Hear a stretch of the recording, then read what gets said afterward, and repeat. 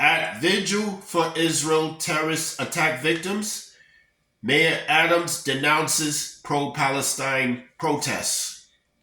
Mayor Eric Adams slammed pro-Palestine supporters on Monday evening during a vigil for Israel, calling the weekend's terrorist attacks unjustifiable.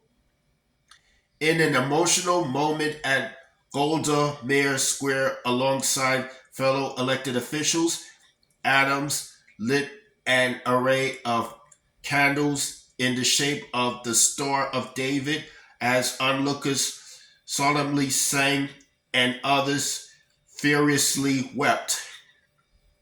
Hisner called the emergency rally in support of Israel days after Hamas launched the attacks on October 7.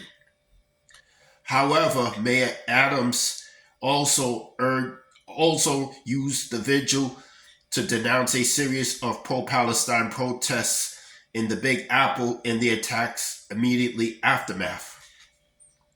Nothing can justify pulling innocent children from their homes, murdering them, dragging them through the streets, laying your feet across their bodies.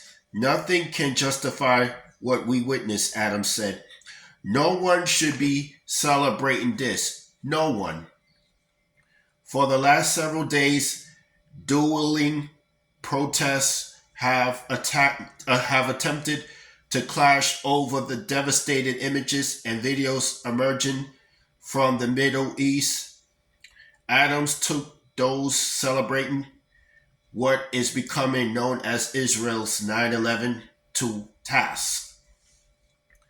I'm watching protests where people are carrying swastikas. The same swastika symbols were used when African Americans were attempting to fight for their freedom and their right to exist. This cuts across all lines, Adams charged. I stand here today. My heart is broken. I stand here today in pain. Adams told the surrounding group of several hundred attendees that New York stands with Israel, adding that he believes its people have a right to defend themselves. Joining the mayor were public advocate Jomaine Williams and Brooklyn Borough President Antonio Reynoso, as well as other elected officials and rabbis.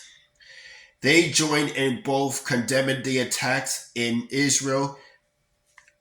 Despite the raw emotion and running tears, speakers praised the surrounding crowd for standing with Israel.